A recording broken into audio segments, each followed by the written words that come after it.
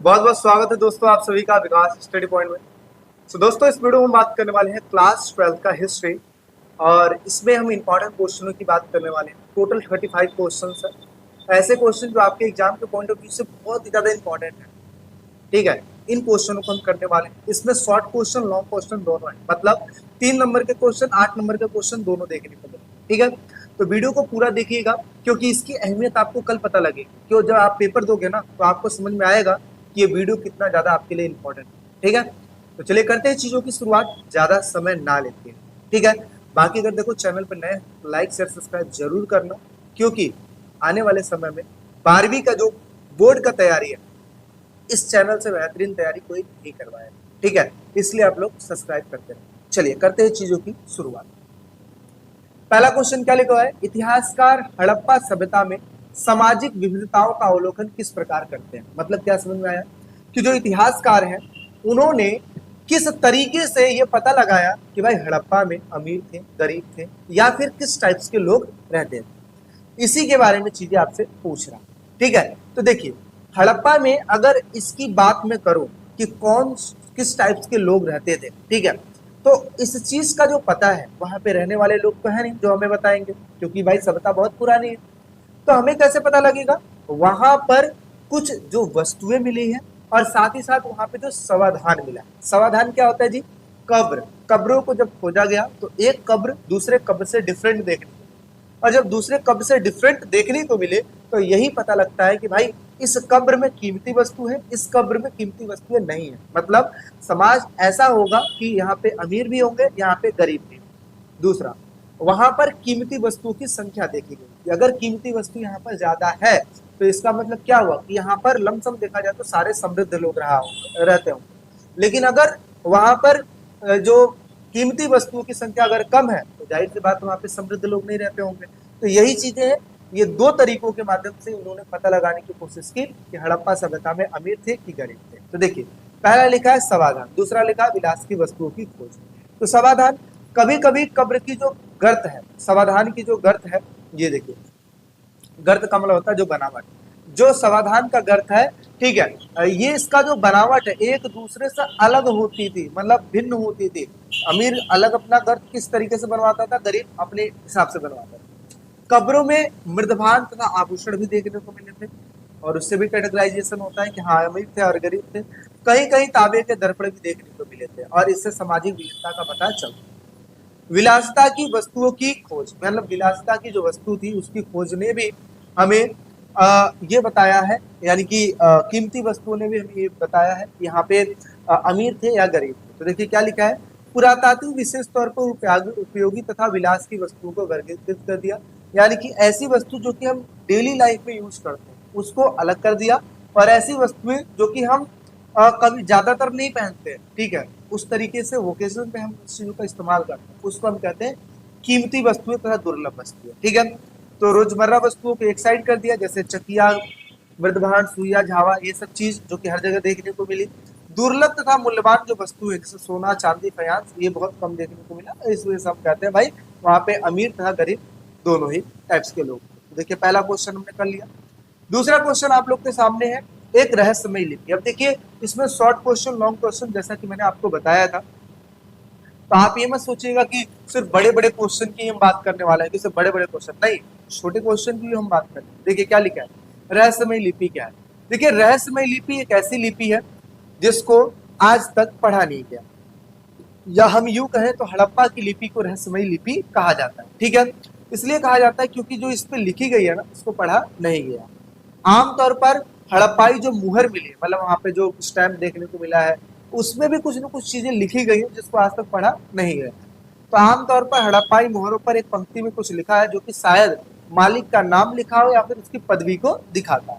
ठीक है, विद्वानों ने यह सुझाव भी दिया है कि इन पर निर्मित चित्र अनपढ़ लोगों के रूप का इसका मतलब बताता है, अनपढ़ लोगों के लिए बनाया गया था। ठीक है, देखिए कहते हैं कि चित्रों का इस्तेमाल अधिकतर अनपढ़ों को बहुत ही जल्दी से समझाने के लिए किया जाता है। जैसे जैसे मैं आपको बताता हूँ, अक्सर आपने देखा होगा कि स्कूलों में डस्टबिन के पास एक ऐसा चित्र बना दिया जाता है कि एक व्यक्ति है, एक लड़का है जो कि कूड़े को डस्टबिन में डालना, इस प्रकार का चित्र बना दिया जाता है। अब उन चित्रों से हमें क्या पता लगता है, चित्रों के नीचे हमें कुछ लिखने की जरूरत नहीं है कि भाई कूड़ेदान में ही कूड़ा डाले, कोई जरूरी नहीं। चित्र अगर बना हुआ है तो चित्रों को देख के हमें समझ में आ जाएगा कि हाँ ये चीज कह रहे हैं। आप ऐसे देख लिए ट्रैफिक में सिग्नल ही तो होते हैं, सिग्नल के माध्यम से हम समझ में आ जाता है कि देखो एरो इस साइड जा रहा है, उस साइड जा रहा है, ठीक है, तो क्या करना है क्या नहीं करना है, रेड लाइट हो रहा है तो क्या करना है, येलो हो रहा है तो क्या करना है ना। तो जितने चित्र यूज करते हैं सब अनपढ़ों को एक तरीके से अनपढ़ व्यक्ति भी उस चीज को इजीली पढ़ सकता है, तो वही चीज लिखा हुआ है, ठीक है। तो ये हो गया। आगे समझिए हड़प्पा लिपि की विशेषताएं समझते हैं। हड़प्पा लिपि की विशेषताएं क्या होगी, सबसे पहले चित्रात्मक लिपि है, दूसरे नंबर पे दाई से बाई ओर लिखी गई है ना। दाई से बाई ओर को मतलब क्या, इस तरीके से करके लिखी जाती थी, पहले ये फिर ये फिर ये फिर ये, मतलब इस तरीके से करके लिखी जाती है, ठीक है। साथ ही साथ चिन्हों की संख्या अगर देखा जाए 375 से 400 के आसपास की यहाँ पे चिन्हों की संख्या है, और आज तक ये पढ़ी नहीं गई, ये भी एक प्रकार की समझो इसकी विशेषता है।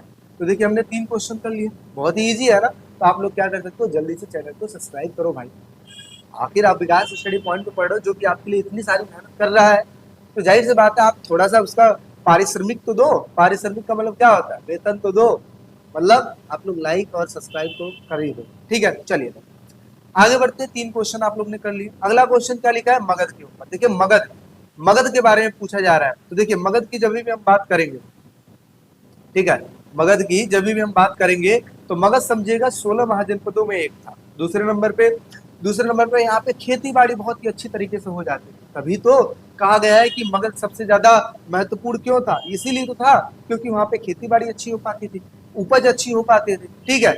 आगे लोहे के खदानें बहुत ही इजीली मिल जाते थे, जिसकी वजह से लोहे के उपकरण बनाना, कोई हथियार बनाना, ये बहुत ज्यादा आसान हो जाता था। साथ ही साथ जंगली क्षेत्रों में हाथी मुहैया कराए जाते थे, क्या, हाथी मुहैया कराए जाते थे जंगली क्षेत्रों में, ठीक है। नदियों के रास्ते यातायात करना बहुत ही अच्छा होता था, काफी सुलभ होता था, आसान होता था, तो ये भी यहाँ पे क्वालिटी हो गई। आगे योग्य तथा अधिक महत्वाकांक्षी शासक थे यहाँ पे, मतलब काफी अच्छे खासे शासक भी यहाँ पे हुआ करते थे, ठीक है, जिसकी वजह से कहा जाता है कि मगध बहुत ही अच्छे से फला फूला, ठीक है। यहाँ पे राजधानियां भी बहुत ज्यादा सुरक्षित थी, कैसी थी, सुरक्षित थी, ठीक है। और इसकी वजह से भी अगर देखा जाए तो मगध का शक्तिशाली होना ये भी एक प्रकार का कारण था। चलिए आगे बढ़ते हैं, अगले क्वेश्चन की तरफ चलते हैं। देखिए अगला क्वेश्चन क्या लिखा है, मौर्य साम्राज्य के बारे में। मौर्य साम्राज्य के बारे में जानकारी देने वाले स्रोत कौन कौन से स्रोत हैं जो कि मौर्य साम्राज्य के बारे में जानकारी देते हैं। तो मैंने बताया है 4 तो आपको याद ही करना, पहला मेगास्थनीज की इंडिका, दूसरा कौटिल्य की अर्थशास्त्र, तीसरा विशाख दत्त की मुद्रा राक्षस, और चौथा जैन धर्म बौद्ध धर्म के धर्म। उसके बाद आप मूर्तियां लिख दो, इमारतें लिख दो, स्तंभ लिख दो, अभिलेख लिख दो, ये तो है, लेकिन 4 चीजें जो आपको ऊपर मैंने बताया ना वो याद करके रखो। सबसे पहले मेगास्थनीज की इंडिका, आप कहोगे भैया मेगास्थनीज था कौन, ये चंद्रगुप्त मौर्य की जो वाइफ है, मतलब सेल्यूकस निकेटर जो उसकी वाइफ थी, उनके साथ आया था, तो एक तरीके से दहेज के रूप में, और वो वहीं पे रहता था, वहीं पे सारी चीजें करता था, ठीक है, देखता था, वो इन चीजों को लिखता था, ठीक है। तो कहते हैं कि चंद्रगुप्त मौर्य के दरबार में आए एक यूनानी राजदूत, ठीक है, मेगास्थनीज द्वारा लिखा गया एक प्रकार का बुक था जिसका नाम था इंडिका। इसमें मौर्य शासन प्रणाली तथा तत्कालीन समाज का बहुत ही अच्छा वर्णन किया गया है। दूसरे नंबर पे क्या था, दूसरे नंबर पे था कि कौटिल्य की अर्थशास्त्र। इसमें क्या देखने को मिलता है, इसमें शासन प्रणाली के बारे में बहुत ही अच्छी जानकारी देखने को मिलती है। अगला है विशाख दत्त की मुद्रा राक्षस से क्या पता लगता है कि आखिर किस तरीके से चंद्रगुप्त मौर्य ने नंद वंश को खत्म किया, घरानंद को मार दिया, और कैसे उन्होंने मौर्य साम्राज्य की स्थापना की। इन सभी चीजों के बारे में इसमें जानकारी देखने को मिलती है। आगे इसके साथ ही मौर्य शासकों का वर्णन जैन धर्म बौद्ध धर्म के ग्रंथों में भी देखने को मिलता है। तो ये जो चीजें हैं ये 4 तो इंपॉर्टेंट है। अब इसके बाद क्या लिखोगे, स्तंभों तथा पत्थरों पर मिले जो अशोक के अभिलेख हैं वो देखने को मिलते हैं, यानी कि अशोक ने क्या किया था, अपने धर्म को प्रचार प्रसार कराने के लिए, अपने नियम कानून को प्रचार प्रसार कराने के लिए उसने अभिलेखों पर चीजों को लिखवाया था, और जगह जगह पे चौकियों पर लगवा दिया था, ताकि वहां की जो प्रजा है चीजों को पढ़े और राजा का जो आदेश है उसको समझ पाए। और इसी को कहते थे धम्म, क्या बोलते थे, धम्म, जो कि आगे हम पढ़ने वाले हैं। और उस धम्म को फैलाने के लिए इसने एक टीम तैयार की थी जिसका नाम था धम्म महामात्य। ठीक है, ये भी क्वेश्चन बहुत बार आता है। तो क्या लिखा है, यह हमें अशोक के धर्म प्रजा हितैषी कार्यों का, ठीक है, एक तरीके से जानकारी देती है कि यहाँ किस तरीके से अशोक ने प्रजा हितैषी कार्य किए। आगे समझिए, मूर्ति कला के द्वारा भी हमें मौर्य साम्राज्य के बारे में जानकारी देखने को मिलती है। कैसे? मूर्ति कला के माध्यम से, ठीक है। तो ये कुछ ऐसी चीजें हैं जिसकी वजह से हमें मौर्य साम्राज्य के बारे में जानकारी देखने को मिलती है। चलिए आगे बात कर लेते हैं, धम्म से क्या अभिप्राय है। जैसा कि अभी मैंने आपको बताया, धम्म एक प्रकार की नियमावली। नियमावली मतलब क्या होता है, इसमें नियम कानून लिखे गए। क्या लिखे गए थे? नियम कानून लिखे गए थे, ठीक है। धम्म एक प्रकार की नियमावली थी, और इसमें कहा जाए तो धम्म एक प्रकार की नियमावली थी। इसमें सिद्धांत लिखे गए थे जो कि साधारण थे और सार्वभौमिक थे। साधारण का मतलब था बहुत इजी वे में था, और साथ ही साथ देखा जाए तो सार्वभौमिक सबके लिए था, ठीक है, यूनिवर्सल था। आगे क्या लिखा है, अशोक ने अभिलेखों के माध्यम से धर्म का प्रचार प्रसार किया, और इनमें बड़ों के प्रति आदर लिखा गया था, सन्यासियों तथा ब्राह्मणों के प्रति उदारता लिखी गई थी। उदारता मतलब क्या हुआ कि एक तरीके से हमें किस तरीके से ट्रीट करना चाहिए, किस तरीके से व्यवहार करना चाहिए, ठीक है, ब्राह्मणों के प्रति, सन्यासियों के प्रति, ऐसा। साथ ही साथ सेवकों तथा दासों के प्रति भी उदार व्यवहार लिखा गया था कि भाई देखो, अगर दास है तो उसके साथ भी हमें इस तरीके से व्यवहार करना चाहिए। दूसरों के धर्मों एवं परंपराओं का आदर इसमें देखने को मिलता है। साथ ही साथ धर्म के प्रचार के लिए धर्म महामात्र की नियुक्ति की गई थी, जो कि अभी मैंने आपको बताया, ठीक है। विशेष अधिकारियों की यहाँ पर नियुक्ति की गई थी, जो कि धर्म को एक तरीके से प्रचार प्रसार करे, और साथ ही साथ धर्म महामात्र को पैसा मिलता था, जो कि राजा देता था। आगे समझते हैं उपज बढ़ाने के तरीके। उपज मतलब क्या होता है? पैदावार।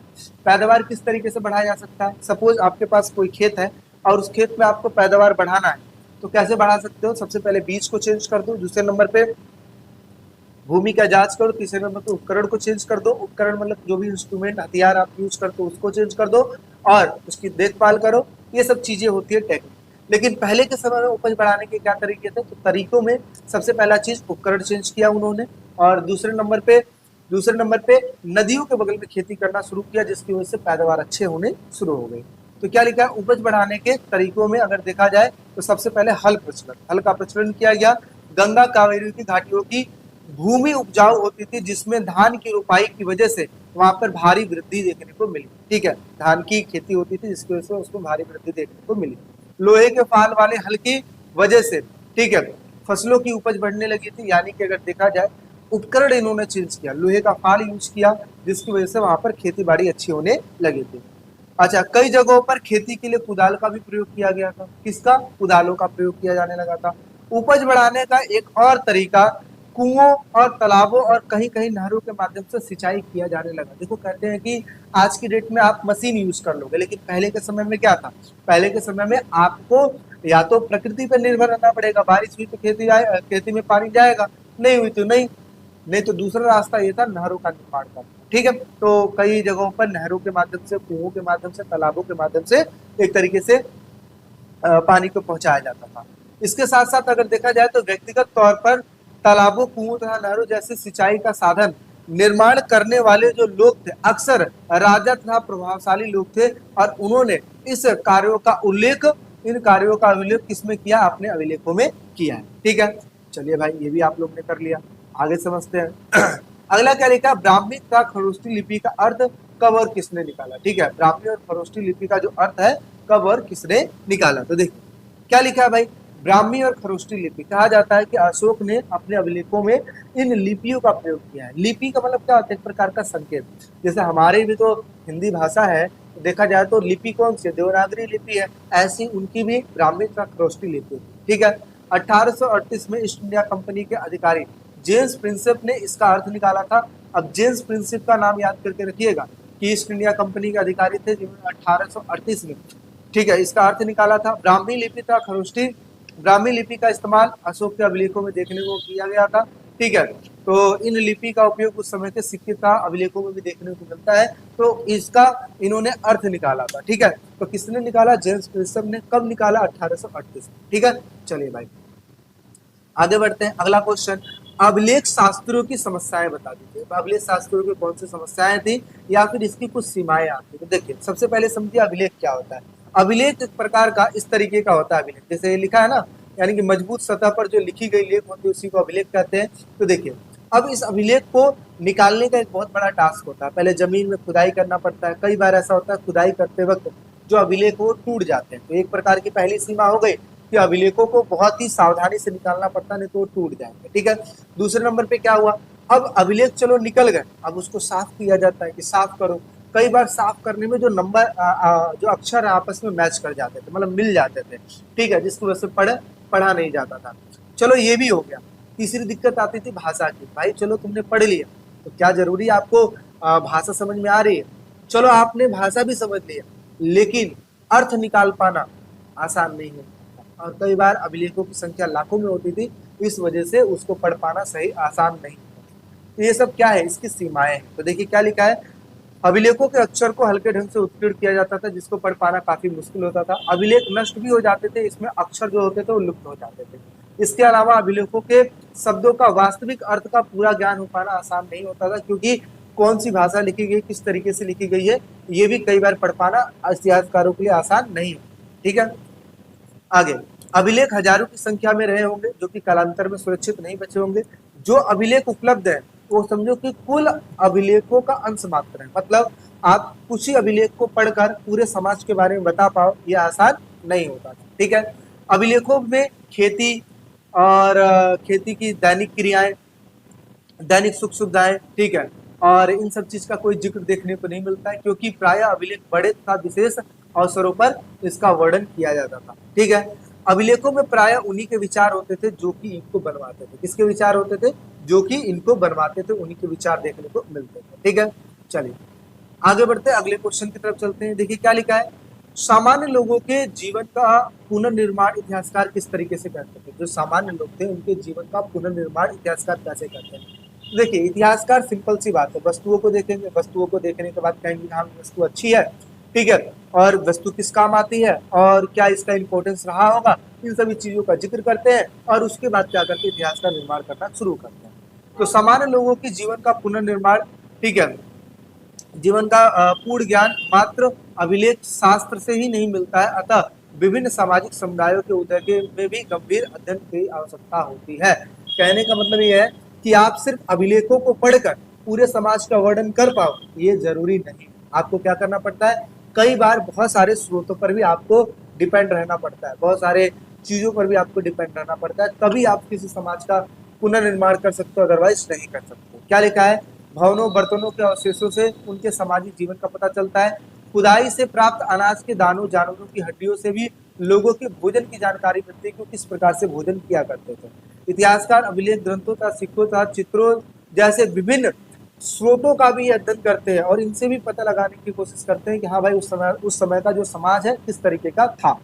ठीक है, ये सामग्री सामान्य लोगों के जीवन का पुनर्निर्माण करने में सहायक होती है। और समाज पुरुष प्रधान और कृषि उसका मुख्य पेशा था। भूमिहीन खेतीहर कृषकों था, छोटे किसानों था, बड़े जमींदारों का उल्लेख भी देखने को मिलता है। ठीक है, साथ ही साथ देखते हैं कि घर का मुखिया गृहपति होता था। लोक कथाओं से भी सामान्य लोगों की जीवन से जानकारी देखने को मिलती है, मतलब लोक कथाओं से भी, सिक्के, मुद्राएं, अभिलेखों, है ना, और लोगों के कहानियों से, तथ्यों से, ठीक है, स्मृतियों से, इन सभी चीजों से जानकारी देखने को मिलती है, जिसकी वजह से इतिहासकार चीजों का पुनर्निर्माण कर पाता है। ठीक है, चलिए आगे बढ़ते हैं, अगले क्वेश्चन की तरफ चलते हैं। देखिए अगला क्वेश्चन क्या लिखा है, 600 ईसा पूर्व से लेकर 600 ईस्वी के बीच में कौन कौन से परिवर्तन देखने को मिले? तो 600 ईसा पूर्व से लेकर 600 ईस्वी के मध्य जो आर्थिक और राजनीतिक जीवन में परिवर्तन हुए, उसका तत्कालीन समाज में कई सारे प्रभाव देखने को मिला है। ठीक है, जैसे क्या, सबसे पहले क्या किया गया, वन वाले क्षेत्र को थोड़ा साफ किया गया, खेती का विस्तार किया गया, जिसकी वजह से उनके जो जीवन शैली है, जीवन में रहने का जो तौर तरीका है, उसमें परिवर्तन देखने को मिला। शिल्प विशेषज्ञों की एक विशिष्ट प्रणाली का उदय हुआ, जैसे कि बड़े जमींदारों का उदय हुआ, किसानों का, श्रमिकों का, साथ ही साथ जो मूर्तियों को जो बनाते थे उनका उदय हुआ। ठीक है, संपत्ति के असमान वितरण ने सामाजिक विषमताओं को प्रखर बना दिया। देखिए उस समय क्या होता था कि अगर पिता की डेथ हो जाती थी तो जो प्रॉपर्टी है वो बड़े बेटे को मिलती थी, या फिर ये कहो कि पिता जो है अपना उत्तराधिकारी सिर्फ बड़े बेटे को बनाता था। तो ये वही चीज है, संपत्ति के असमान वितरण की वजह से कई बार असमानताएं पैदा हो जाती थी, और यही कारण रहा जिसकी वजह से क्या हुआ, महाभारत। ठीक है, क्या हुआ, महाभारत। ठीक है, चलिए आगे बढ़ते हैं, अगले क्वेश्चन की तरफ चलते हैं जी। अभिलेख क्या होते हैं, उसे सावधानी से पढ़ना क्यों जरूरी है? यानी कि सबसे पहले हमें बताना है अभिलेख होते क्या है, दूसरे नंबर पे क्या है कि इसको हमें सावधानी से पढ़ना क्यों जरूरी है। तो अभिलेख पत्थर, धातु, मिट्टी के बर्तन जैसे कठोर सतहों पर खुदे गए होते हैं। दूसरे नंबर पे अभिलेखों से हमें समाज के बहुत सारे ऐतिहासिक चीजों की झलक देखने को मिलती है कि भाई समाज किस तरीके से था और कैसे था। मैं आपको एक चीज बता दूं, आज आपके पास फोन है तो आप चीजों का फोटो क्लिक कर लेते हो, कोई शादी होता है तो फोटो क्लिक कर लेते हो, कुछ भी चीज होता है फोटो क्लिक कर लेते हो, वीडियो बना लेते हो कि आने वाले समय में आप उस चीज को देखोगे। लेकिन पहले के समय में ये टेक्नोलॉजी थी नहीं थी, तो क्या किया जाता था, अभिलेखों के माध्यम से, ठीक है, अभिलेखों के माध्यम से चीजों को लिखवाया जाता था और कहा जाता है कि आने वाले समय में यही अभिलेख काम आते थे। ठीक है, तो ये चीज है। अभिलेखों को इसलिए सावधानी पूर्वक पढ़ना जरूरी है। क्यों पढ़ना जरूरी है? पहला, अभिलेख प्रायः उन लोगों की उपलब्धियों, क्रियाकलापों के, विचारों के बारे में बताते हैं जो इनको लिखवाते हैं। यानी कि अभिलेख सिर्फ उन्हीं के बारे में बताते हैं जो इनको लिखवाते हैं, सबके बारे में नहीं बताते, एक नॉर्मल इंसान के बारे में। आप बताइए, क्या जो मीडिया है, मीडिया में किसको कवरेज में लिया जाता है? वही जो कि एक तरीके से ब्रेकिंग न्यूज हो या फिर बड़े बड़े जो लोग होते हैं। देखिए, कहा जाए कि अगर फिल्म स्टार जो है अगर एक मकान भी लेते हैं ना, तो मीडिया बताती है कि भाई फलाने एक्टर्स ने ये चीज लिया है क्योंकि वो अमीर है। क्या साधारण लोगों के बारे में मीडिया बताती है? बिल्कुल नहीं। जब तक उनके साथ कुछ गलत नहीं हो जाएगा, जब तक कुछ अनहोनी नहीं हो जाएगा, तब तक साधारण लोगों के जीवन के बारे में नहीं बताएगी। क्यों? कुछ इंटरेस्टिंग नहीं है।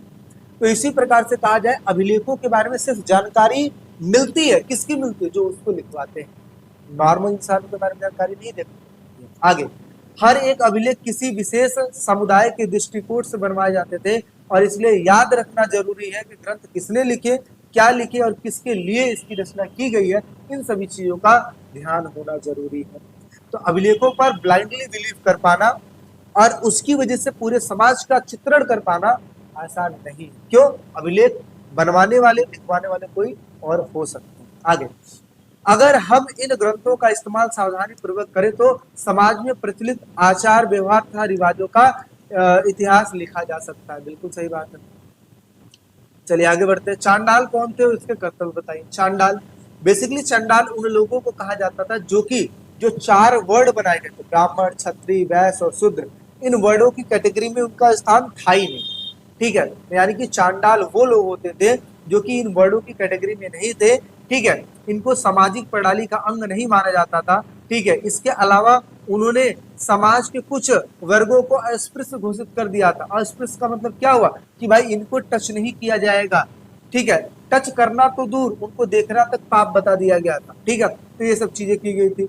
ब्राह्मण का यह मानना था कि कुछ कर्म विशेष रूप से जो कि काफी अच्छे होते हैं, लेकिन कुछ जिसको पवित्र कहा जाता है, लेकिन कुछ ऐसे होते हैं जो कि इस पवित्रता के ठीक विपरीत होते हैं। मतलब क्या होता है? अशुद्ध होते हैं। ठीक है, जिन्हें दूषित काम माना जाता है, जैसे शवों को अंत्येष्टि करना, मृत पशुओं को छूना, ये सब कौन करते हैं? ये सब काम जो है चंडाल करते हैं। ठीक है, आगे, ऐसे कार्य करने वाले लोगों को चंडाल कहा जाता था।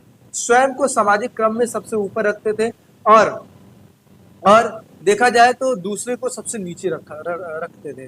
वो उनको देखना भी बहुत ज्यादा बुरा मानते थे। तो चांडाल ये लोग थे। अब समझते हैं इनके कर्तव्य क्या थे। कर्तव्य देखिए, पहला, गांव के बाहर रहना होता था इनको। मनुस्मृति के अनुसार चांडालों को बस्तु के बाहर रखा जाता था और इनकी सीमा सीमित कर दी जाती थी, भाई देखो तुम्हें यहीं पे रहना है। आगे, फेंके हुए वस्त्रों का ये प्रयोग करते थे। उन्हें नए बर्तन नहीं मिलते थे। ठीक है, वे नीची जाति द्वारा त्यागे गए जो बर्तन है, जो वस्त्र है, ये सब उपयोग किया करते थे।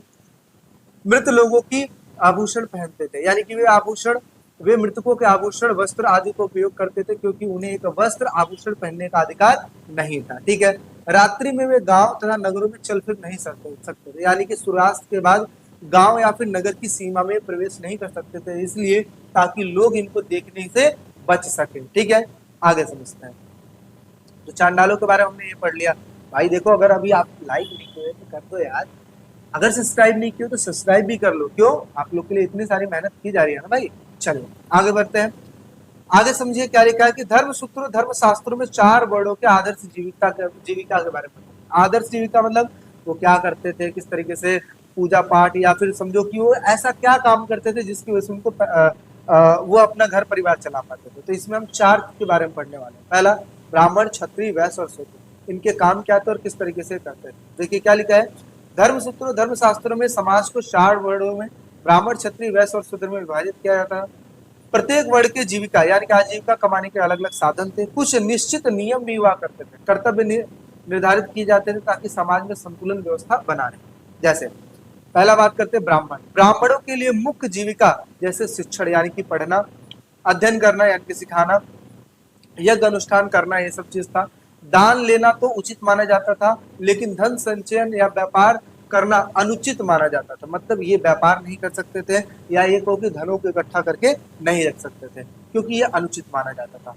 क्षत्रियों का काम क्या होता था, क्षत्रियों का कर्तव्य है राज्य की रक्षा करना, प्रजा की सेवा तथा शासन को चलाना, और उनसे अपेक्षा की जाती थी कि वो वीरता तथा न्याय धर्म की रक्षा के लिए जीवन समर्पित कर दे। देखिए कहते हैं राजा का धर्म क्या है, अपनी प्रजा का रक्षा करना, वीरता तथा न्याय बनाकर रखना, और साथ ही साथ हमेशा लड़ते रहना और अपने राज्य की सुरक्षा बनाकर रखना। ठीक है, आगे समझते हैं वैश्य।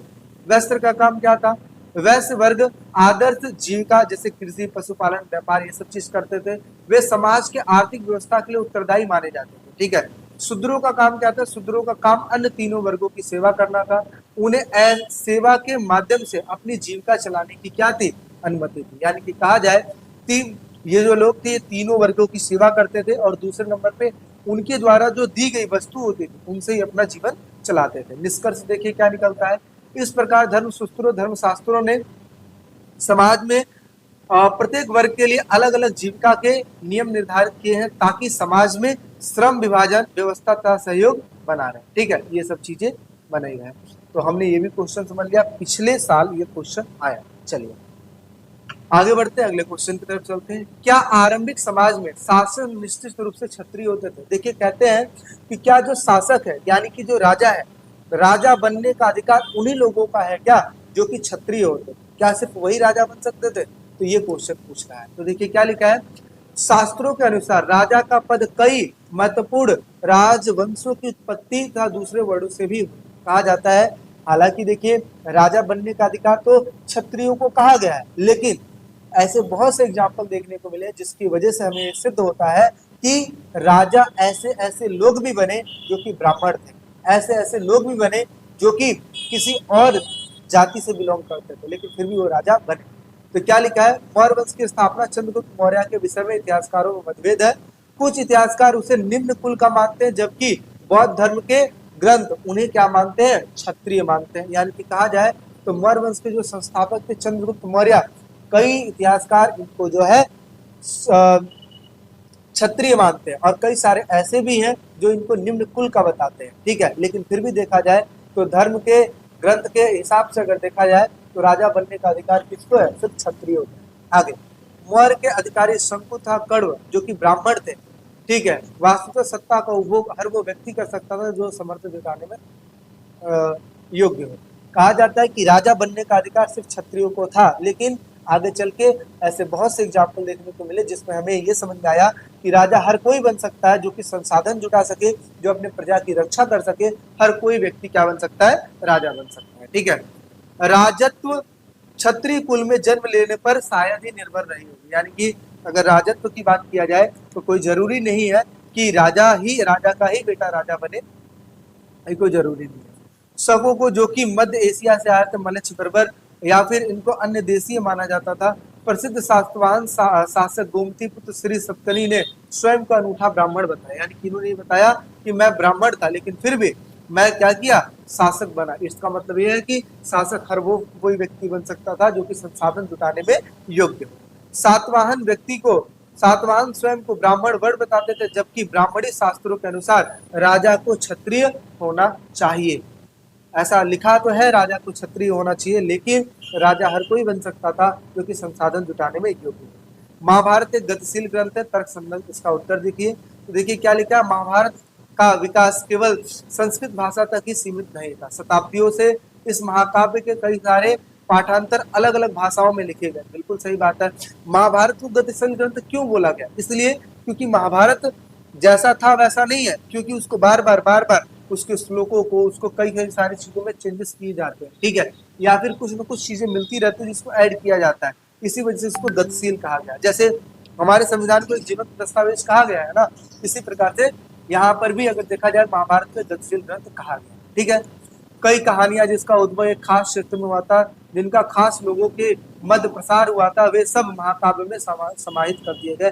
यानी कि महाभारत का जो महाकाव्य बना था, इन सारी चीजों को इसमें लिख दिया था। इसके अलावा इस महाकाव्य की मुख्य कथा कई की बहुत सारे पुनर्व्याख्या की गई। आज देखिए, आज भी महाभारत के ऊपर बहुत सारे सीरियल्स भी बनते हैं। आज ही मैं देख रहा था जहाँ पे शायद इसको एआई फॉर्म में लेके आया गया है, और हो सकता है कि सिनेमा घरों में बहुत ही जल्द महाभारत को एआई के माध्यम से दिखाया जाए। ठीक है, आगे इसके प्रसंगों को मूर्ति कला चित्रों में भी दिखाया गया है, और इस महाकाव्य के नाटकों तथा नृत्य कलाओं के लिए भी एक तरीके से विषय वस्तु प्रदान की गई है। और इन्हीं सभी चीजों को वैसे हमें कह सकते हैं कि हाँ भाई, महाभारत जो है, महाभारत एक गतिशील ग्रंथ है। बहुत बढ़िया, चलिए आगे बढ़ते हैं। सांची के स्तूप को बचाने में भोपाल की बेगमों का क्या योगदान है। अब सांची का स्तूप जो है उसको बचाने में भोपाल की जो बेगमें हैं उनका क्या योगदान है। तो जैसा कि आपको पता है, शाहजहां बेगम, सुल्तान जहां बेगम, ये दोनों बेगमों ने मिलकर सांची के स्तूप को बचाया था, जबकि अमरावती का स्तूप नष्ट हो चुका था। देखिए क्या लिखा है, 19वीं सदी की शुरुआत में जब ब्रिटिश अधिकारी खोजकर्ता भारत आए तो उन्होंने सांची के स्तूप को खंडहर के हालत में पाया, और यहाँ से बहुत सारी मूर्तियां तोड़ द्वार नक्काशी चोरी होने लगी, और इसको विदेश धीरे धीरे पहुंचाया जाने लगा। भोपाल रियासत की जागरूकता, यानी कि अब ऐसी स्थितियों को देखकर वहां की जो भोपाल की रियासत की जो बेगमें थी, उन्होंने क्या किया, उस समय भोपाल रियासत की शासक शाहजहां बेगम तथा बाद में उनकी जो बेटी थी सुल्तान जहां बेगम, उन्होंने ब्रिटिश अधिकारियों के साथ मिलकर इस बात की चिंता जताई कि सांची की जो ऐतिहासिक जो धरोहर है उसको सुरक्षा करनी चाहिए। फिर क्या हुआ भाई, उसके लिए फिर महत्वपूर्ण कदम उठाए। जैसे क्या कदम उठाए गए, ब्रिटिश पुरातात्विद जैसे सर जॉन मार्शल को संरक्षण कार्य की अनुमति दी गई, और स्थानीय स्तर पर चोरों तथा लुटेरों को रोकने की बहुत सारी व्यवस्थाएं की गई। स्तूप तथा उसके आसपास के जमीन को कानूनी संरक्षण दिलाया गया, ताकि उस पर कोई निजी कब्जा या फिर कोई भी नुकसान न पहुंच सके। ठीक है, फिर क्या किया गया, ASI यानी कि आर्कियोलॉजिकल सर्वे ऑफ इंडिया, ठीक है, भोपाल रियासत में भारतीय पुरातात्विक सर्वेक्षण आर्कियोलॉजिकल सर्वे ऑफ इंडिया को सहयोग दिया गया। टूटी हुई इमारत को दोबारा मरम्मत किया कराया गया, खुदाई तथा खोज करके उसकी असली संरचना को निकाला गया, और पर्यटकों के लिए इस स्थल को संरक्षित कर दिया गया, क्योंकि आने वाले समय में जो पर्यटक आए इन चीजों को देख पाए। ठीक है, निष्कर्ष क्या निकला, अगर भोपाल की बेग में रियासत का खास उसकी जागरूक रानियों ने सही समय पर कदम नहीं उठाया होता, तो आज जो सांची का जो स्तूप हमें देखने को मिलता है, वो शायद हो सकता था कि हम किताबों में ही सिर्फ पढ़ पाते, लेकिन आज ऐसा है कि जो हम जाके उसको देख नहीं सकते, क्योंकि इन बेगमों की वजह से वो सुरक्षित था। सुल्तान जहां ने वहां एक संग्रहालय बनाया, एक अतिथिशाला बनवाने का अनुदान दिया, तो वहां रहते हुए भी जॉन मार्शल ने बहुत सारी पुस्तकों का निर्माण किया। तो इस वजह से हम कह सकते हैं कि जो सांची की स्तूप आज बचा रहा, उसमें भोपाल की बेगमों को बहुत ज्यादा योगदान रहा। ठीक है, चलिए अब हम आगे बढ़ते हैं। अब हम समझते हैं महात्मा बुद्ध की शिक्षाओं के बारे में। देखिए, महात्मा बुद्ध की जो शिक्षा है, कई बार ये भी पूछ लेता है, तो आप समझिएगा, इनमें जो भी चीज आपको याद आता है बस उसको लिख दीजिएगा, कोई जरूरी नहीं आप ऐसे हेडिंग करके बनाएंगे। अगर हेडिंग्स आपको याद हो जाता है तो बहुत अच्छा है। तो जो महात्मा बुद्ध की जो शिक्षा है, सबसे पहले महात्मा बुद्ध ने 4 आर सत्य, यानी कि जिसको हम बोलते हैं 4 नोबल ट्रस्ट, जिसमें ये बातें कही गई है कि जीवन में दुख, जीवन में सॉरी, यहाँ पे देखिए सबसे पहले क्या लिखा है, दुख। दुख एक प्रकार का हेडिंग बनाया गया है।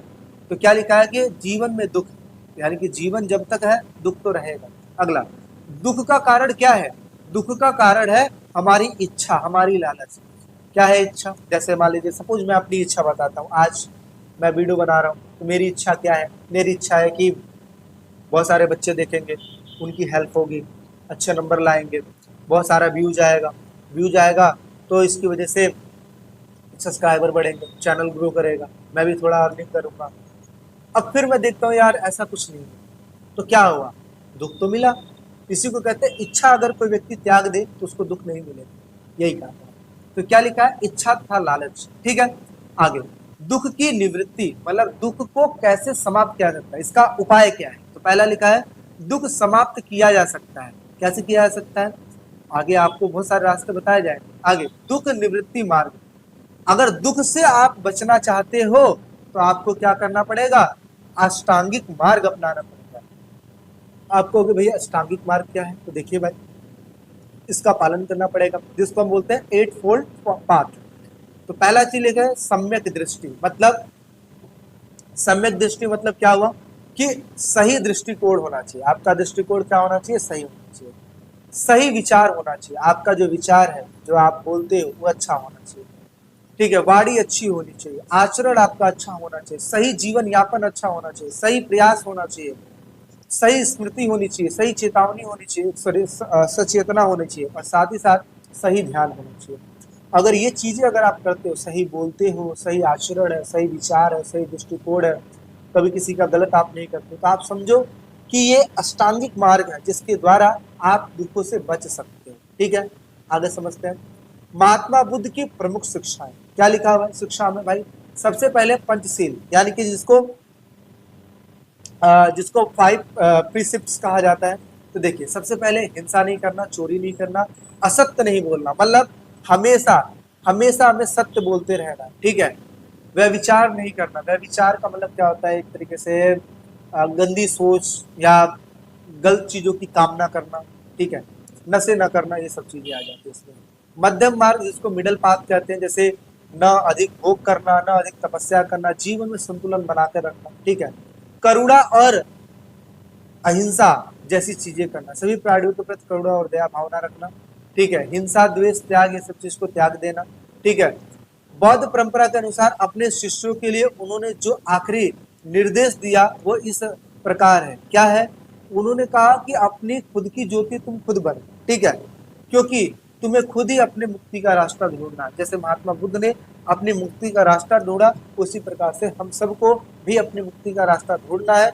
इस वजह से हमें इन सारे विचारों को फॉलो करना है और अपनी मुक्ति का रास्ता ढूंढना है। इसी प्रकार से जैन धर्म के बारे में बात कर लेते हैं। तो क्या लिखा हुआ है, जैन धर्म की अवधारणा क्या है। इनका मानना है कि भाई विश्व प्राणवान है, इसमें जितनी भी चीजें हैं, चाहे पत्थर हो चाहे कुछ भी हो, अगर कोई चीज यहाँ पे एग्जिस्ट करती है, हर एक चीजों में प्राण। आगे पत्थर, चट्टान, पानी, हर चीज में जीवन है। जीवों के प्रति अहिंसा, विशेष करके इंसानों, पशुओं, पेड़ पौधों, कीड़ों मकोड़ों को न मारना जैन धर्म का एक विशेष प्रकार का केंद्र है। जैन मान्यताओं के अनुसार जन्म पुनर्जन्म का जो चक्र है, ये सिर्फ और सिर्फ आपके कर्म तय करेंगे कि आप जो काम करते हो, आपके कर्म ही तय करेंगे कि आपका पुनर्जन्म होगा तो कैसा होगा। आगे कर्म के चक्र से मुक्ति के लिए त्याग और तपस्या की बहुत ज्यादा आवश्यकता होती है। यह विश्व के त्याग से ही संभव हो पाए। ठीक है, विश्व के त्याग से ही चीजें संभव हो पाए।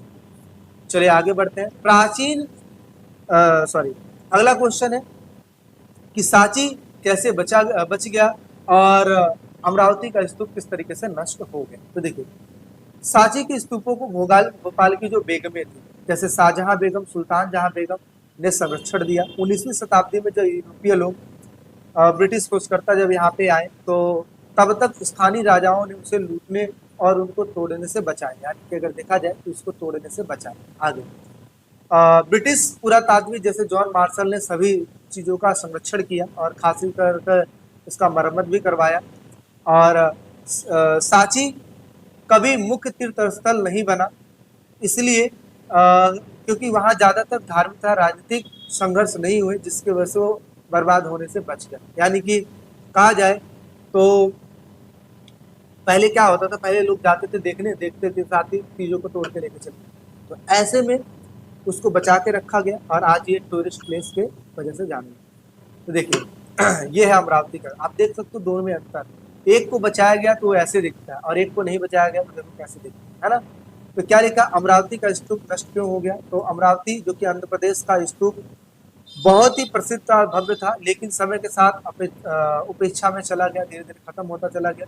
18वीं 19वीं शताब्दी में वहाँ के स्थानीय राजा था अंग्रेजों ने स्तूप की मूर्तियां, सजावट, पत्थर तुड़वाकर अलग अलग जगहों पर बेच दिया, संग्रहालयों में भिजवा दिया। ठीक है, कई मूर्तियां ब्रिटिश म्यूजियम तथा चेन्नई के संग्रहालयों में भेज दी गई। संरक्षण की कमी तथा लूटमार के कारण अमरावती का स्तूप धीरे धीरे क्या हो गया, खत्म हो गया। जबकि सांची के स्तूप को बचाने के लिए शाहजहां बेगम, सुल्तान जहां बेगम ने इसको संरक्षण दिया, साथ ही साथ अतिथिशाला बनवाए और इसके साथ साथ जॉन मार्शल ने इसका मरम्मत कराया और संरक्षण में अहम भूमिका निभाता है। आगे समझते हैं हीनयान और महायान क्या है। देखिए हीनयान और महायान की बात करूं तो हीनयान को कहा गया छोटा यानी कि तुच्छ, यानी कि छोटा मार्ग। हीनयान मतलब क्या होता है, छोटा मार्ग। महायान मतलब होता है बड़ा मार्ग। तो देखिए क्या लिखा है, हीनयान के अनुयायी खुद को थेरवाद मानते थे। क्या मानते थे, थेरवाद। मुक्त विशेषताओं की बात करते हैं, मुक्ति का रास्ता व्यक्तिगत साधना से होगा। इनका मानना यह था कि एक व्यक्ति मुक्ति पा सकता है, कब पा सकता है, जब वो साधना करे। क्या करे, साधना करे। आगे बुद्ध को केवल एक महान गुरु यानी कि महान पुरुष माना जाता था, ईश्वर या देवी देवता नहीं माना था। यानी कि हीनयान ने बुद्ध को एक इंसान माना है, ना कि उनको ईश्वर और देवी देवता माना है। कठोर अनुशासन तथा मूल शिक्षा यानी कि जिसको हम ओरिजिनल टीचिंग कहते हैं, इस पर इन्होंने जोर दिया। ठीक है, साथ ही साथ आदर्श अरहत यानी जिसने स्वयं मोक्ष की प्राप्ति कर ली, यानी कि कहा जाए तो हीनयान बुद्ध को वो मानते थे जिन्होंने खुद भी मोक्ष की प्राप्ति कर ली, और उनके नियम पे अगर हम चलेंगे हम भी मोक्ष की प्राप्ति कर सकते हैं, है ना, ऐसा मान। आगे समझते हैं महायान। महायान देखिए, महायान को कहा जाता है एक तरीके से बड़ा मार्ग। ठीक है, इसकी मुख्य विशेषता क्या है, तो क्या लिखा है, मुक्ति सिर्फ खुद के लिए नहीं बल्कि सभी प्राणियों के लिए। यानी कि कहा जाए तो ये मानते ये थे कि मुक्ति सिर्फ खुद के लिए नहीं होनी चाहिए बल्कि सबके लिए होनी चाहिए। बुद्ध को ईश्वर तुल्य माना इन्होंने, और इनके रूपों तथा बोधिसत्व की पूजा की गई। लचीलापन, दया, करुणा पूजा पद्धति पर ज्यादा जोर दिया गया। और बोधिसत्व यानी जिन्होंने मोक्ष के द्वार पर पहुंचकर भी दूसरों की सहायता की। यानी कि इन्होंने क्या कहा, महायान ने क्या कहा, इन्होंने इनको ईश्वर तुल्य माना और कहा इन्होंने कि ये भगवान का स्वरूप है। क्यों स्वरूप है, क्योंकि ये मोक्ष के उस पर जाकर भी मोक्ष की प्राप्ति नहीं की है। क्यों, क्योंकि लोगों को शिक्षा देनी थी। तो इन्होंने धर्म का प्रचार प्रसार किया और फिर जाकर इन्होंने क्या किया, मोक्ष की प्राप्ति की।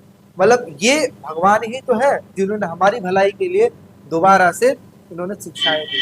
तो इस प्रकार से इन्होंने माना। कौन, महायान। ठीक है चलिए आगे बात कर लेते हैं। उससे पहले आप लोग 2 मिनट रुकिए, मैं थोड़ा पानी पी लेता हूँ, है ना।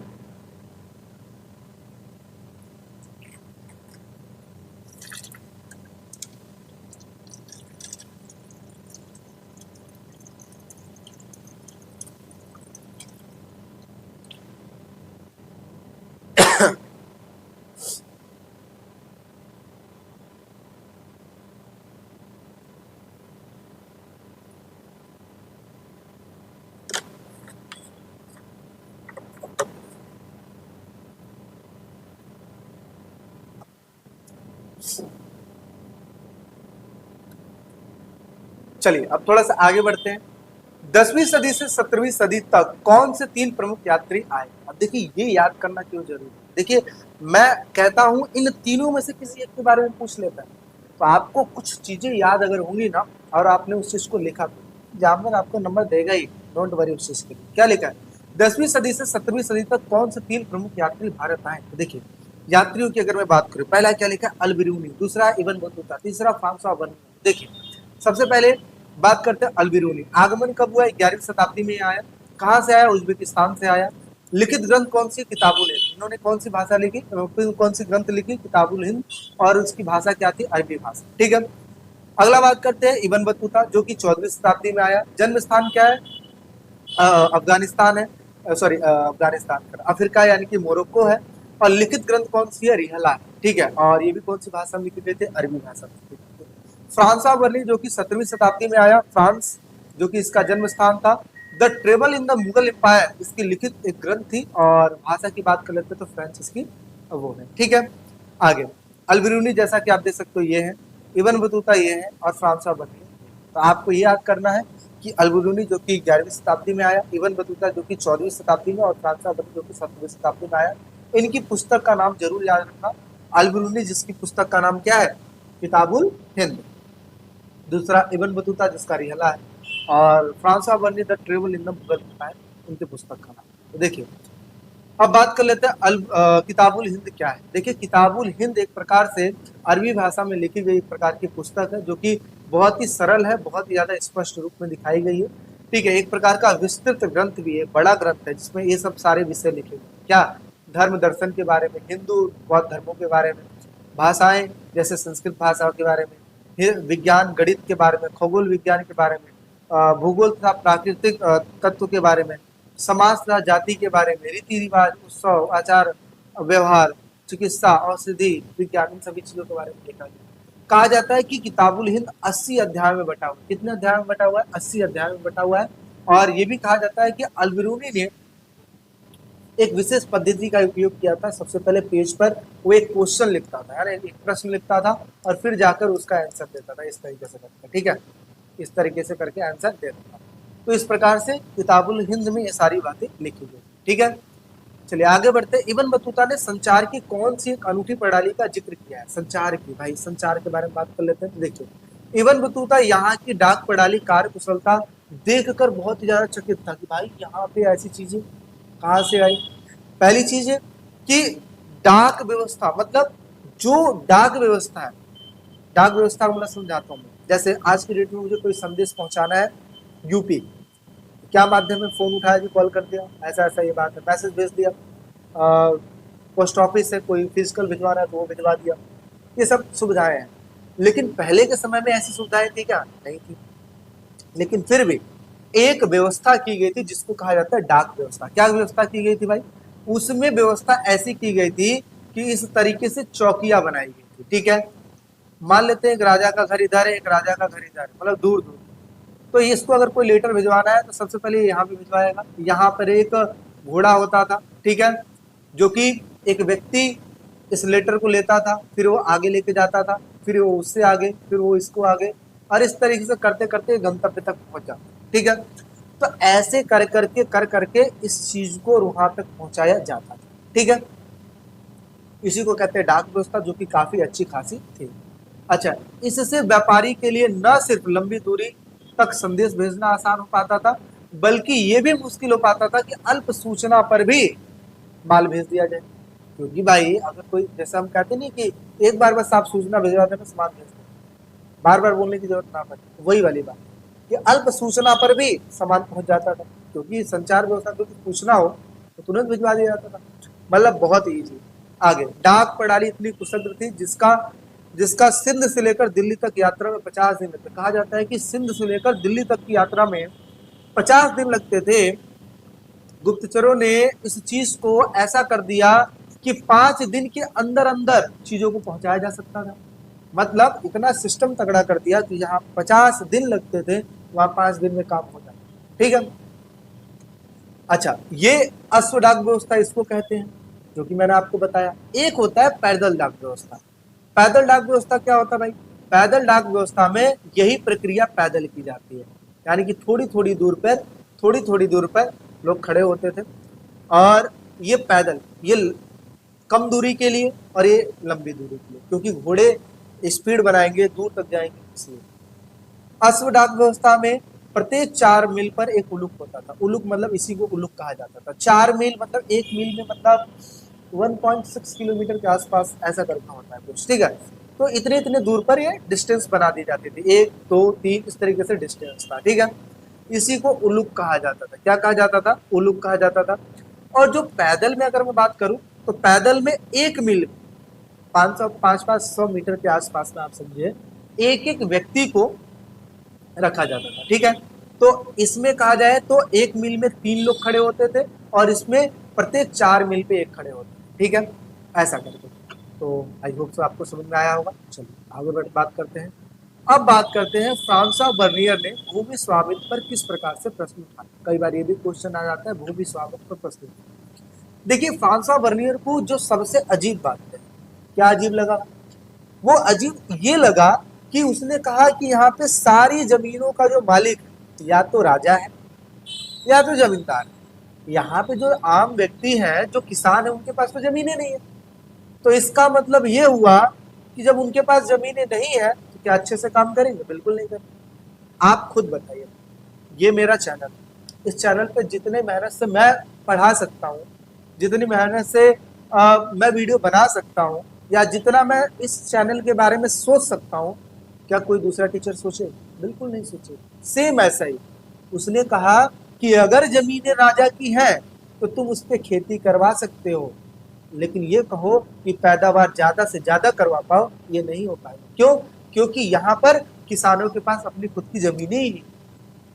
तो क्या लिखा है, बर्नियर के विवरण के अनुसार भारत एवं यूरोप के मध्य जो मूल विभिन्नताएं थी वो थी, भारत एक निजी भू स्वामित्व की कमी, यानी यहाँ पर लोगों के पास निजी भू स्वामित्व नहीं है, पर्सनल प्रॉपर्टी नहीं है, वह निजी व्यक्ति के गुणों से दृढ़ विश्वास करता था। उसका मानना यह था अगर किसी व्यक्ति के पास अपनी खुद की प्रॉपर्टी हो तो वो क्या करेगा, वो अच्छे से उस पर काम करेगा। लेकिन जहां पर निजी चीजें नहीं है वो समझो वो नुकसानदायक है दोनों के लिए, राज्य के लिए भी और किसानों के लिए। क्यों राज्य के लिए, इसलिए क्योंकि अच्छे से प्रोडक्शन नहीं करेंगे, और इनके लिए क्यों, क्योंकि ये काम करके भी क्या फायदा जब इनको ज्यादा प्रॉफिट नहीं होगा, है ना। दोनों का ही अपना एक अलग चीज है। उसे लगा कि मुगल साम्राज्य में राजा सारी जमीनों का मालिक था, जो कि उसने अपने धनी लोगों में बांट दिया था, मतलब जमींदारों में बांट दिया था। इसकी वजह से अर्थव्यवस्था समाज के लिए अनर्थकारी नतीजे निकलते हैं। 16वीं शताब्दी के अधिकतर यात्रियों के वृत्तांत में ऐसे उदाहरण देखने को मिलते हैं। ठीक है, बर्नियर तर्क देता है, बर्नियर क्या देता है, तर्क देता है कि भूधारक अपनी संतान को जमीनी नहीं दे सकती, जो भूमि धारक है वो अपनी संतान को जमीनी, अतः वे उत्पादन के स्तर को बनाए रखने और उसमें इजाफा के लिए बहुत ही दूरगामी क्षेत्रों के प्रति उदासीन थे। ठीक है, इस तरह निजी भू स्वामित्व की कमी ने बेहतर भू धारकों के उदय में अंकुश लगा दिया, और यही कारण है जिसकी वजह से अच्छे अच्छे किसान सामने नहीं आ पाते, क्योंकि वो काम उतना ही करेंगे जितना उनको मिलता है। लेकिन अगर वही भूमि उनकी होती, निजी होती, तो बहुत कुछ कर देते। बर्नियर बहुत ही यकीन के साथ कहता है कि यहाँ पर 20 के लोग नहीं है। 20 के लोग का मतलब क्या हुआ, मध्यम जो लोग हैं वो नहीं। बर्नियर ने मुगल साम्राज्य को इस तरह देखा और इसका शासक भिखारी तथा कुरू लोगों का सम्राट था, और इसके शहर तथा नगर विनिष्ट था, जो खराब हवा से दूषित हो रखा था। उसका केवल एक ही कारण है जो कि है भू स्वामित्व, यानी कि उनका मानना था इन सभी चीजों का सिर्फ एक ही कारण है जो कि है भू स्वामित्व। ठीक है, चलिए आगे बढ़ते हैं। अलवार कौन थे भाई, अलवार कौन थे, अलवार ऐसे संत जो कि विष्णु जी की भक्ति किया करते थे, विष्णु जी को भगवान मानते थे, सर्वश्रेष्ठ मानते थे, सबसे ऊपर मानते थे। इनको हरि के नाम से जाना जाता था। कहा जाता है अलवारों की कुल संख्या कितनी थी, 12 मानी जाती थी।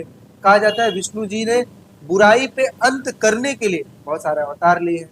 विष्णु भक्त लक्ष्मी, ठीक है, विष्णु जो भक्त है वो लक्ष्मी जी और श्री जी को उनकी पत्नी मानते हैं। ठीक है, इसके साथ साथ अगर देखा जाए तो इनके जो प्रमुख संत थे जिनका नाम था नम्मालवार या अंडाल, एक महिला जो है अलवार वो थी, मतलब संत थी। ठीक है, तो ये चीजें हैं। तो अलवारों के बारे में आपको थोड़ा सा पता होना चाहिए कि अलवार जो थे विष्णु भक्त थे। इनके प्रमुख संत कौन हो गए भाई, नम्मालवार हो गए, और जो अगला है टोडरा डिप्पोडी, और इसके अलावा अंडाल।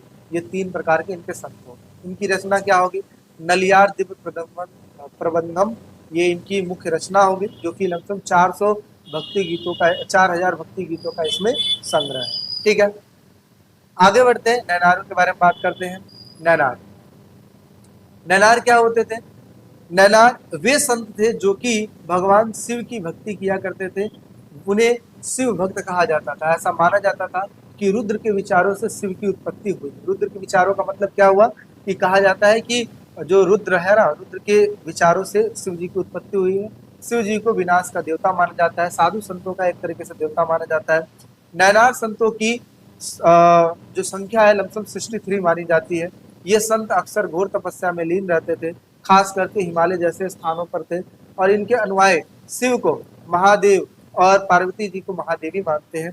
दक्षिण भारत में इन शिव भक्त को नैनार कहा जाता है। तो ये हो गया 2 क्वेश्चन, अलवार के ऊपर, नैनार के ऊपर। ठीक है, चलिए आगे बढ़ते हैं। सरिया क्या होता है, सरिया 2 टाइप्स के हो गए, एक हो गया बासरिया, दूसरा हो गया बेसरिया। बासरिया और बेसरिया क्या होता है, उससे पहले हम सरिया समझते हैं। इस्लाम के पवित्र कानून को सरिया कहा जाता है। बासरिया, बासरिया उसको कहा जाता है जो कि उस पवित्र कानून को जानते हैं, मानते हैं, तो बासरिया। बेसरिया किसको कहा जाता है, ना तो उनको जानते हैं, ना तो उनको मानते हैं, ना उसको फॉलो करते हैं, है ना, तो उसको कहा जाता है बेसरिया। ठीक है, तो सरिया को मानने वाले लोग खानकाह में रहते थे, उनको बासरिया, और जो उनको नहीं मानते थे, जो साधुओं की तरह इधर उधर घूमते रहते थे, नाच गाना करते रहते थे, कलंदर, मदारी, हैदरी जैसे नाम के प्रसिद्ध थे। ठीक है, आगे कबीर कौन थे? कबीर कौन थे, ये क्वेश्चन आता है, कबीरदास जी कौन? तो कबीर 14वीं-15वीं शताब्दी के प्रसिद्ध सभी कवि संत थे। साथ ही साथ इनका जन्म वाराणसी में एक विधवा महिला से हुआ था, जिन्होंने उन्हें लहरतारा के पास छोड़ दिया था। ठीक है, उनका पालन पोषण नीरू तथा नीमा जुलाहे दंपत्ति ने किया था, मतलब एक पति पत्नी ने किया था, जो कि समझे केवट थे। ठीक है, आगे कबीर ने निरंकार ईश्वर एक ईश्वरवाद पर इन्होंने ध्यान दिया। ठीक है, और इनके गुरु का नाम था रामानंद। आगे उनकी जो वाणी है बीजक ग्रंथ में संकलित कर दी गई है, और इनके कई सारे पद हैं जो कि गुरु ग्रंथ साहब में भी देखने को मिलते हैं। और कबीर की वाणी जो है 3 परंपराओं में संकलित की गई है। ठीक है, आगे समझते हैं मीराबाई के बारे में थोड़ा सा। मीराबाई का जो जन्म है, जन्म स्थान राजस्थान में हुआ था। 15वीं से 16वीं शताब्दी में इनका जन्म हुआ था। इनके पिता का जो नाम था रत्न सिंह था। बचपन में मीराबाई श्री कृष्ण की भक्ति किया करती थी, और ये उन्हीं को पति माना करते थे। उनकी मर्जी के बिना मेड़वाड़ के सिसोदिया राजवंश में इनका शादी कर दिया गया था। विवाह के बाद उन्होंने गृहस्थी से, समझो कि कहा जाता है कि इन्होंने गृहस्थी को माना ही। ठीक है, और वो क्या करती है, जोगिया वस्त्र धारण करके वहां से निकल जाती है। इनके गुरु का नाम रैदास और कई जगहों पे रविदास भी देखने को मिला है। उनके भक्ति गीतों ने गुजरात और राजस्थान के गरीब तथा निम्न जाति के लोगों को बहुत ही ज्यादा प्रेरित किया है। ठीक है, अब यहाँ पे समझते हैं बाबा गुरु नानक की शिक्षाओं पर प्रकाश डालिए। क्या वे कोई नवीन धर्म की स्थापना करना चाहते थे?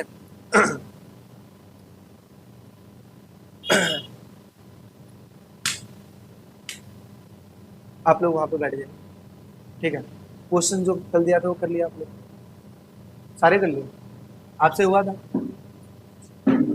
कुछ, हुआ था कुछ नहीं हुआ था? और आपसे 2 ही टॉपिक?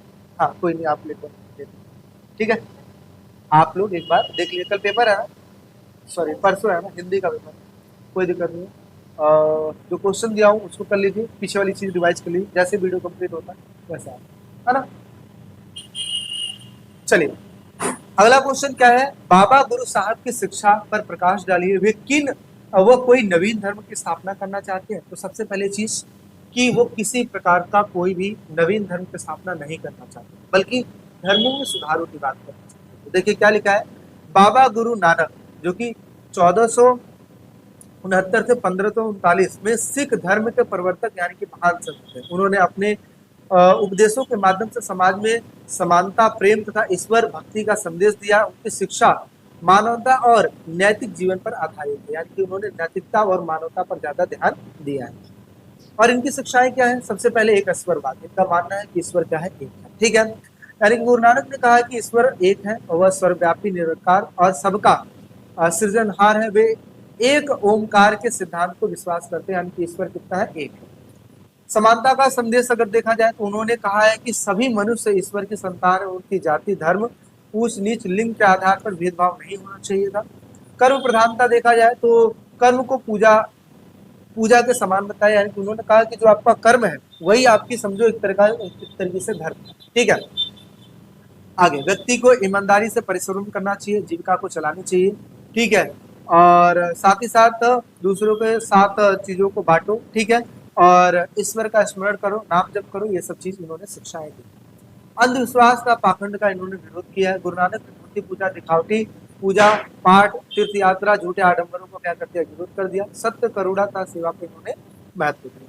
उन्होंने सच्चाई, दया, विनम्रता, दूसरों की सेवा को मानव जीवन का सर्वोच्च धर्म बताया है। ठीक है, और एक और क्वेश्चन अभी जैसा कि हमने पूछा था कि क्या वे नवीन धर्म की स्थापना करना चाहते थे? तो बिल्कुल नहीं।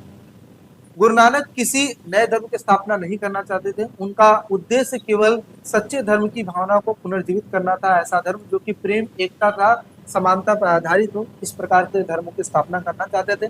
बाद में उनके अनुयायी उनकी शिक्षा का आधार पर सिख धर्म का रूप दिया। ठीक है, यानी कि उन्होंने कोई नया धर्म नहीं बनाया।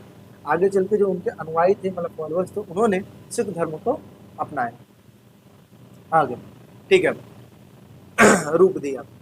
आगे बात करते हैं अगला क्वेश्चन, जो कि अब 7वें चैप्टर से स्टार्ट होने जा रहा है। ठीक है, अब मैं आपको बता दूं, अगर आपके स्कूल में कहा गया 8वां चैप्टर आ रहा है, तो हालांकि इंपॉर्टेंट क्वेश्चन मैंने 8वें चैप्टर से भी लिया है, आप उसको कर सकते हो इसी वीडियो में। लेकिन अगर कहा जाए, आपके टीचर ने कहा कि नहीं नहीं नहीं करना है, तो आप 7 तक ही देखिएगा, 8वें तक मत जाइए। ठीक है, अगला क्या लिखा है, विजयनगर प्रशासन में अमरनायक प्रणाली का एक प्रमुख राजनीतिक खोज थी, इसका मूल्यांकन कीजिए। अब अमरनायक के बारे में बात करें। अमरनायक कौन थे, एक प्रकार के सैनिक कमांडर हुआ करते थे, जो कि राजा इनको भूमि देता था ताकि आप उस पर राजपाट करो, और जो भी चीजें हो रही है, ठीक है, उससे प्रोडक्शन जो भी हो रही है उससे उसको दो, ठीक है, आप भी बांटो और आपस में मतलब हम बांटें, इस तरीके की चीजें थी। तो क्या लिखा है, विजयनगर प्रशासन में अमरनायक प्रणाली एक प्रमुख राजनीतिक प्रणाली थी, और इस प्रणाली के तहत सैन्य कर्मकांडों को यानी कि राय विजयनगर शासक द्वारा प्रशासन के लिए क्षेत्र दिए जाते थे, यानी कि कहा जाए तो इन्होंने राजकीय खोज की थी, और साथ ही साथ इस प्रणाली के तहत सैन्य कमांडरों को राय द्वारा प्रशासन के लिए भूमि दी जाती थी, और इस कमांडरों को अमरनायक कहा जाता था, और उन्हें किसानों, शिल्पकारियों, व्यापारियों से कर तथा अन्य बकाया राशि वसूल करना था। यह प्रणाली दिल्ली सल्तनत की इक्का प्रणाली में से एक, यानी कहा जाए तो इनका जो काम होता था वही किसानों से टैक्स वगैरह वसूलना है, जो ऐसे लोग जो टैक्स नहीं देते उनसे भी टैक्स वसूलना है, और उन्हीं टैक्सों में से अपना ही भरण पोषण करना, और साथ ही साथ राजा के राजकोष में जमा भी करवा देना। अमर नायकों के प्रमुख कार्य और व्यवस्था कुछ निम्नलिखित है, इस प्रकार है। पहला लिखा है कर संग्रह, वे अपने क्षेत्रों में कर और अन्य बकाया राशि को एकत्र करते थे। सेना का रखरखाव, वे अपनी सेनाओं तथा घोड़ों का रखरखाव करते थे। आवश्यकता पड़ने पर शासक को अन्य सैन्य सहायता भी प्रदान करते थे। प्रशासनिक कार्य भी करते थे, जैसे क्या क्या, वे अपने क्षेत्र में प्रशासनिक तथा न्यायिक कार्य को भी चलाया करते थे, जैसे न्याय देने की बात अगर होगी तो वो ऐसा काम करते थे।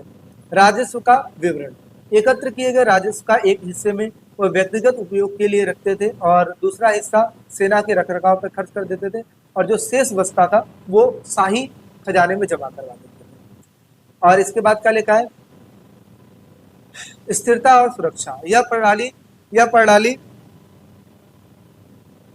प्रणाली साम्राज्य की स्थिरता तथा सुरक्षा के लिए काफी महत्वपूर्ण योगदान देते थे। ठीक है, अगले क्वेश्चन की तरफ चलते हैं। विजयनगर भौगोलिक स्थिति के विषय में चौंकाने वाले तत्व, उसकी जल संपदा और किलेबंदी की एक तरीके से व्याख्या कीजिए। तो देखिए क्या लिखा है, सबसे पहले यहाँ की भौगोलिक स्थिति, यह नगर कृष्णा नदी और तुंगभद्रा नदी के बीच में था, यानी कि जिसको रायचूर कहा जाता था या दो आप कहा जाता था। तुंगभद्रा नदी द्वारा निर्मित यह प्राकृतिक जलकुंड था। ठीक है, ग्रेनाइट की पहाड़ियां शहर के चारों ओर करधनी के रूप में सादृश्य थी। मतलब कहा जाए कि विजयनगर साम्राज्य एक ऐसी जगह पे स्थापित था जहाँ पे नदियों के साथ साथ वहां पे बहुत सारे पहाड़ भी थे। ठीक है, आगे समझते हैं। पहाड़ियों से कई सारे जलधाराएं नदियों में आके मिल जाती थी। यहाँ पे जल संपदा की अगर मैं बात करूं तो विजयनगर का जो क्षेत्र है प्रायद्वीप के सबसे शुष्क क्षेत्रों में से एक था। यहाँ पे प्राकृतिक जल संपदा की व्यवस्था की गई थी। साथ ही साथ जल धाराओं के साथ साथ बांध बनाकर अलग अलग हौज बनाए गए थे। हौज का मतलब क्या होता है, जैसे नदी है, ठीक है, इस नदियों से पानी अगर हमें कहीं लेके जाना है तो सीधा डाइवर्ट करेंगे तो सामने वाला मतलब जो जहां भी आप लेके जा रहे हो डूब जाएगा। तो क्या करना पड़ेगा, हमें हमें पानी तो ऐसे करके लाना पड़ेगा, साथ ही साथ यहाँ पे हौज बनाना पड़ेगा। हौज बनाने के बाद मान लो चारों तरफ मुझे पानी लेके जाना है, तो इस प्रकार से हौज मतलब एक प्रकार का गड्ढा बनाना जहाँ पे पानी को हम दूसरी जगह पे मोड़ सकते हैं। इस प्रकार से हौज तैयार किया जाता था। कमलपुरम जलाशय, गिरिया नहर, तुंगभद्रा नदी, ठीक है, और कृष्णा नदी, प्राकृतिक जलकुंड, ये सब चीजों की स्थापना की गई थी। आगे बढ़ते हैं, यहाँ पे किलेबंदी की बारे में बात कर लेते हैं, जो कि बहुत ही ज्यादा इंपॉर्टेंट है 7वें चैप्टर से। किलेबंदी, विजयनगर शहर के विभिन्न भागों को विशाल किलेबंदी की दीवारों से घेरा गया था, यानी कि इस तरीके से घेर दिया गया था। आप कहोगे भैया क्या है वही दीवार है, बिल्कुल नहीं है, क्योंकि ये मैं गेट ऑफ चाइना मतलब चाइना गेट जो है वहां से मैंने उठाया है चीज, तो ये सिर्फ समझाने के लिए मैंने किया है। 15वीं शताब्दी में फारस के जो राजा थे कालीकट भेजा गया, एक राजदूत थे जिनका नाम था अब्दुल रज्जाक। इन्होंने यहाँ की किलेबंदी को देखकर काफी ज्यादा प्रभावित हुए। उन्होंने बताया यहाँ पे दुर्गों के 7 पंक्तियां हैं, मतलब कहा जाए जो किलो की एक प्रकृति से 7 पंक्तियां बनाई गई।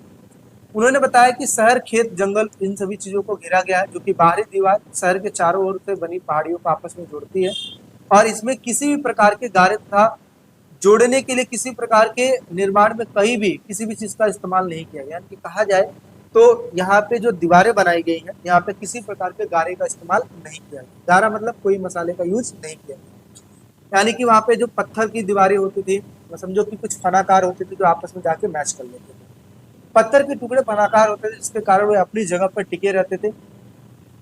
दीवारों के भीतर का हिस्सा मिट्टी तथा मलबा के मिश्रण से बना हुआ था और इस किलेबंदी की सर्वाधिक प्रभावशाली बात तो यह थी कि यहाँ पर खेतों को भी घेरा था।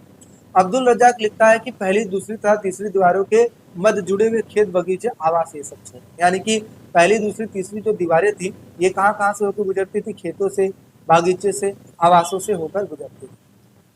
देखिए, पहली किलेबंदी जो कि पहाड़ियों को आपस में जोड़ती थी। किलेबंदी में विशाल अन्नागार ये सब चीज बनाया गया था। जल तथा कृषि क्षेत्र था, यहाँ पे जलाशय अच्छा खासा था। दूसरी किलेबंदी नगरीय केंद्रों के चारों तरफ बनाई गई थी और शहरी किलेबंदी देखा जाए राजकीय केंद्रों को घेरा गया था। किलेबंद बस्तियों को बस्ती में जाने के लिए प्रवेश द्वार यहाँ पे बनाए गए थे और प्रवेश द्वार को मेहराब बनाया गया था, जैसे गेट होता ना, इस तरीके की चीजें बनाई गई थी और साथ ही साथ इसके ऊपर गुम्बद बनाया गया था। गुम्बद मतलब इस तरीके से बनते है ना। फायदे क्या होते हैं भाई? पहला, बाहरी आक्रमणकारियों से आपको सुरक्षा मिल जाएगी, फसलों की सुरक्षा हो जाएगी, घुसपैठियों से सुरक्षा देखने को मिल जाएगी। इन्हीं दीवारों के अंदर अन्नागार बनाए गए थे जहां पर अन्न को सुरक्षित करके रखा गया था। किलेबंदी की कुछ हानियां भी होती है। क्या हानियां होती है? यह अत्यंत खर्चीली होती है और साथ ही साथ रख रखाव करना यहाँ पर मुश्किल होता है। ठीक है, तो कुछ फायदे हैं तो कुछ नुकसान भी है। आगे समझते हैं राजा कृष्णदेव राय का जो है एक तरीके से उन्होंने किस तरीके से काम किया और किस तरीके से इनका जो शासन काल था वो था।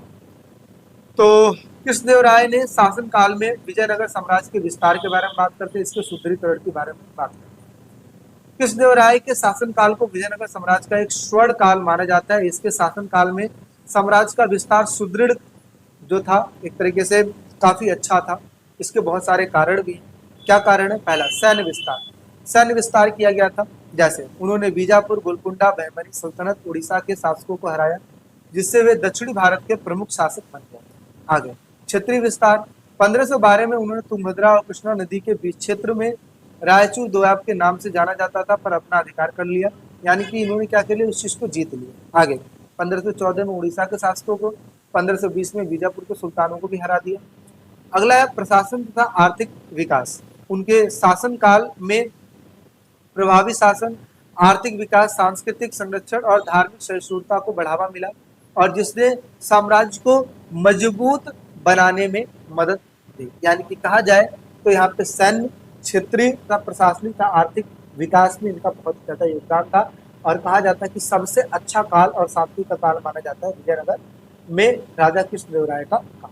ठीक है, आगे आपके विचार में महानवमी डिब्बा से संबंध अनुष्ठानों का क्या महत्व है? यानी कि अब यहाँ पे हम बात करते हैं महानवमी डिब्बा के बारे में। तो देखिए, महानवमी डिब्बा एक तरीके से विशाल मंच है। ठीक है, विशालकाय मंच है, काफी बड़ा है।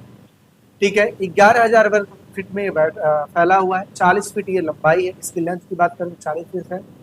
इस मंच के आधार पर कुछ सुंदर चित्र भी देखने को मिलते हैं। महानवमी डिब्बा से कुछ जुड़े अनुष्ठान भी यहाँ पर होते हैं। जैसे सबसे पहले शक्ति प्रदर्शन। आप देखिए पहले महानवमी डिब्बा ये देखिए किस तरीके से बनाया गया।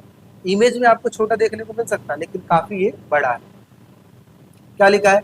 इन अनुष्ठानों के दौरान राजा अपनी प्रजा विदेशी आतंकों के सामने अपनी सैन्य शक्ति तथा राजनीतिक प्रभाव को दिखाता था। मतलब कहा जाए तो जैसे होता नहीं है कि 15 अगस्त आता है, 26 जनवरी आते तो परेड होता है, जिसको बुलाना होता है उसको बुलाया जाता है, मतलब दूसरे देश के राष्ट्रपति को, प्रधानमंत्री को दिखाने के। इसी प्रकार से यहाँ पर भी शक्ति प्रदर्शन होता था और यहाँ पे लोग अपना रुतबा दिखाते थे। धार्मिक महत्व। इस अवसर पर देवी पूजा, दुर्गा पूजा, राजकीय घोड़े पूजा, ठीक है, और पशुओं की बलि दी जाती थी। धार्मिक अनुष्ठान भी किए जाते थे जो कि विजयनगर साम्राज्य की धार्मिक आस्था को दिखाते हैं। अगला है सांस्कृतिक कार्यक्रम। महानवमी डिब्बा में नृत्य, कुश्ती के मुकाबले, सजे धजे घोड़े, हाथियों, रथों तथा सैनिकों के जुलूस जैसे सांस्कृतिक कार्यक्रम आयोजित किए जाते थे जो कि विजयनगर के समृद्धि सांस्कृतिक परंपराओं को दिखाते हैं। यानी कि देखा जाए तो यहाँ पर धार्मिक कार्य के साथ साथ यहाँ पे सांस्कृतिक कार्य भी होता है। दशहरा उत्सव। जैसे महानवमी डिब्बा मुख्य रूप से दशहरे के त्योहारों से जुड़ा हुआ था जो कि सितंबर अक्टूबर के शरद मास में मनाया जाता था।